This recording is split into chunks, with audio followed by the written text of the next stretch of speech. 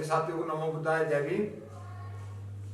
और 26 जनवरी आज़ादी दिवस की समस्त देशवासियों को हार्दिक हार्दिक शुभकामना। साथियों, ये 26 जनवरी जो 1950 है, जिसे आज़ादी कहा जाता है, असल में ये आज़ादी नहीं है, ये अधिकार दिवस है। आज़ादी देश की हुई थी, हमारी नहीं हुई थी। हमारा जो अधिकार है वो परम पूज्य बाबा साहब डॉक्टर अम्बेडकर की देन है। इस देश के अंदर बहुत सारे मनुवादी जो लोग हैं जिन्होंने हमें गुलाम बनाया, देश गुलाम बना। इसीलिए इस आज़ादी को हर्षोल्लास के साथ मनाएं। सभी भारतवासियों को हार्दिक हार्दिक शुभकामनाएं। और संविधान कुछ ज़्यादा से ज़्यादा लोग पढ़ें, समझें। समाज के व्यक्ति, पढ़े लिखे व्यक्ति जा जाकर गांव-गांव के अंदर प्रयास करें। केवल व्हाट्सएप फेसबुक पर ही हम लोग वकील, जज, डॉक्टर, वकील ना बने, क्षेत्र के अंदर भी काम करें। क्योंकि आज़ादी को 72-73 साल हो गए। 73वां जो है गणतंत्र दिवस मनाया जा रहा है, जनतंत्र दिवस, अधिकार दिवस। क्योंकि ये वो चीज है जो पहला तो देश गुलाम और हम देश में गुलामों के भी गुलाम। तो हमें अधिकार कहाँ से मिले? भारतीय संविधान से। किसने दिए? परम पूज्य बाबा साहब डॉक्टर अम्बेडकर ने। कैसे दिए? 4-4 बच्चों की कुर्बानी दी, सूखी रोटी खाई, दूर दूर तक अच्छा प्रयास करा, लोगों को जगाने का करा। अमेरिका पढ़ने गए, लंदन पढ़ने गए, जर्मन पढ़ने गए, भारत में पढ़ाई करी।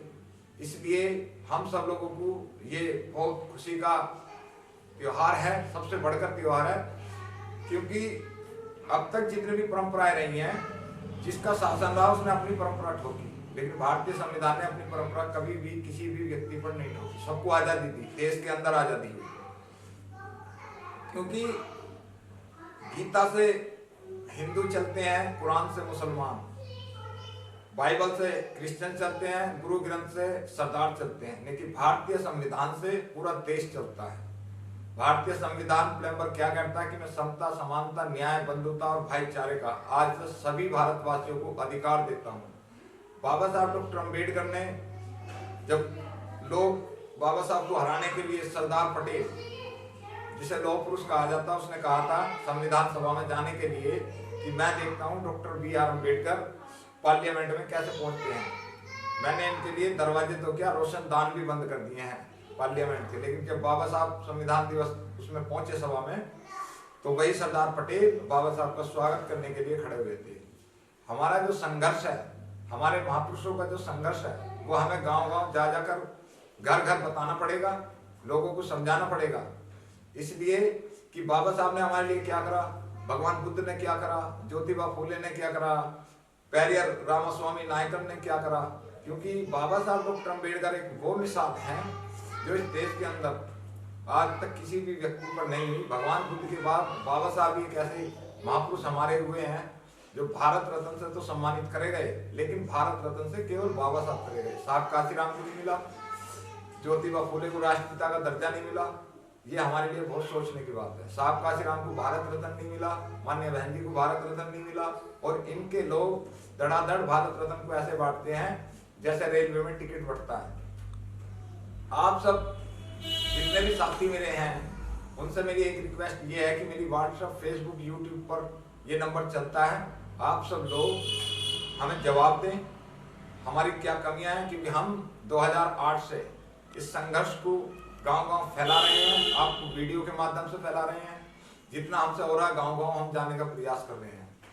आप सब लोग भी कहीं भी आमंत्रित कर सकते हैं। आप सब लोगों को समाज के लिए सोचना पड़ेगा। क्योंकि हम गुलामों को जो अधिकार मिले वो किस लिए मिले? आज डॉक्टर, मास्टर, इंजीनियर, साइंटिस्ट बन रहे हैं देश के अंदर। आज चुनाव चल रहा है, जनतंत्र चुनाव है, और ये चुनाव एक बहुत बड़ी महत्वपूर्ण चुनाव है। क्योंकि इस चुनाव में सभी पढ़े लिखे व्यक्तियों को, चाहे वो किसी भी पेशे से हैं, उन्हें ये सोचना पड़ेगा कि भाई हमारा जो आज का भविष्य है, हमारी आने वाली पीढ़ी का भविष्य है, वो किस में है, कौन आदमी ऐसा है। क्योंकि आप ये देखेंगे कि 5 साल के अंदर जब से ये सरकार आई है, भारतीय जनता पार्टी, इसने हमारे अधिकारों को काटने में कोई कमी नहीं छोड़ी। हर चीज पर 2 अप्रैल हुआ, बहुत सारे लोगों पर मुकदमे हुए, 11 बच्चे हमारे शहीद हुए, जेल गए, हम भी जेल गए। तो इसलिए क्योंकि आने वाली सरकार हमारे भविष्य का विनाश ना करते, हमारे भविष्य का निर्माण होना चाहिए, हमारी पीढ़ी का निर्माण होना चाहिए, ताकि हमारे जो बच्चे हैं आने वाले वर्तमान में पढ़ रहे हैं उन सब का भविष्य सुरक्षित करना हमारे हाथों में है। इस सरकार ने, उत्तर प्रदेश सरकार ने SC/ST का आरक्षण में प्रमोशन खत्म करा, SC/ST की स्कॉलरशिप खत्म करी।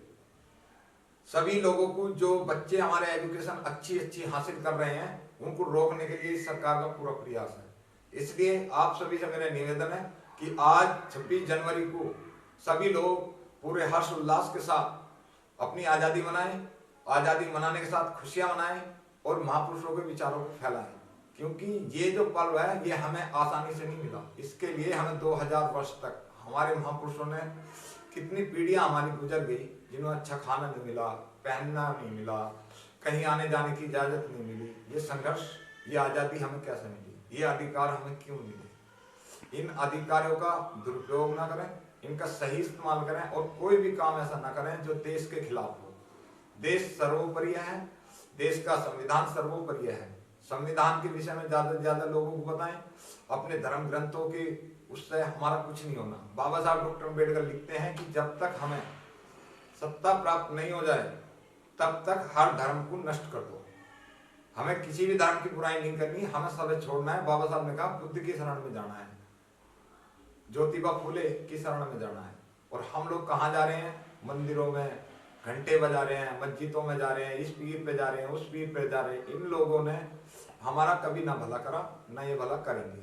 आप सब लोग पढ़ने लिखने वाले व्यक्ति हैं, जितने भी वीडियो देखते हैं उन्हें ज्यादा से ज्यादा शेयर करने का कोशिश करेंगे, क्योंकि विरासत में हमें सत्ता तो मिल सकती है, बुद्धि नहीं मिल सकती। और जो लोग आज हम लोगों के घर घर आ रहे हैं, वोट मांगने के लिए आ रहे हैं, पैर छू रहे हैं, यही लोग हमारा 2000 वर्ष पहले भी शोषण कर रहे थे, संविधान से पहले भी शोषण कर रहे थे और आज भी हमारे अधिकारों को छीनने के लिए पूरा प्रयास करते हैं। हमारी वोट हमारा अधिकार है, आपकी वोट आपका अधिकार है।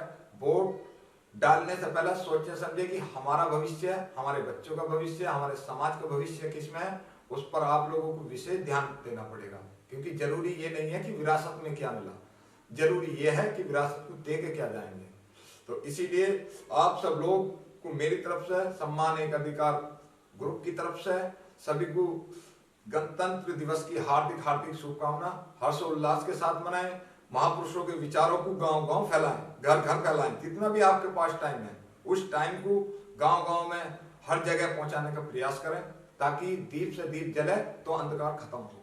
इसलिए मेरी तरफ से सम्मान एक अधिकार की तरफ से आप सब लोगों को 73वें गणतंत्र दिवस की, मैं तो इसे अधिकार दिवस ही कहूंगा, क्योंकि हमें तो अधिकार ही बाबा साहब डॉक्टर अम्बेडकर की बदौलत मिले हैं, संविधान की बदौलत मिले हैं।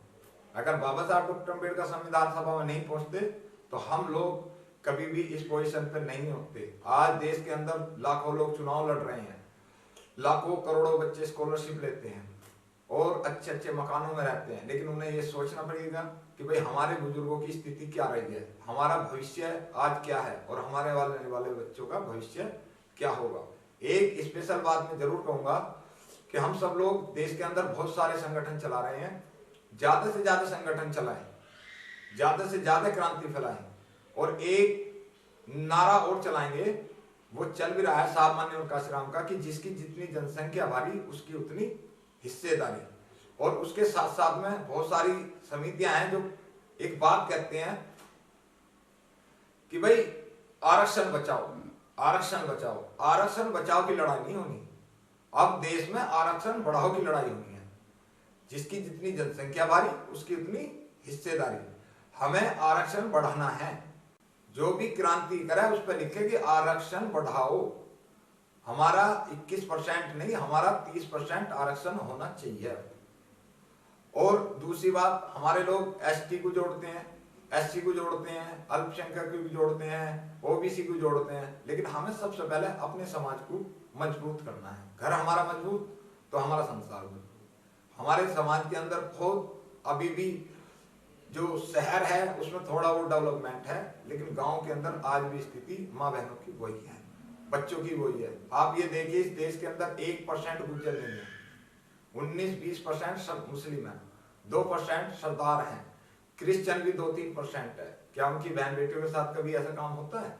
किसी का रेप, किसी का बलात्कार, किसी को बदतमीजी। लेकिन हमारी कमियों की वजह से, हमारी फूट की वजह से ये जो लोग हैं ये हमारा फायदा उठाते हैं। इसके लिए हमें संगठनों को और मजबूत होना पड़ेगा, आवाज एक करनी पड़ेगी। सामाजिक संगठन कौन किस पार्टी में, वो वोटर का काम है, लेकिन सामाजिक संगठनों को ये सोचना पड़ेगा कि भाई हम सब लोग जो 2 अप्रैल क्रांति हुई इससे भी ज्यादा शक्ति को अर्जित करें।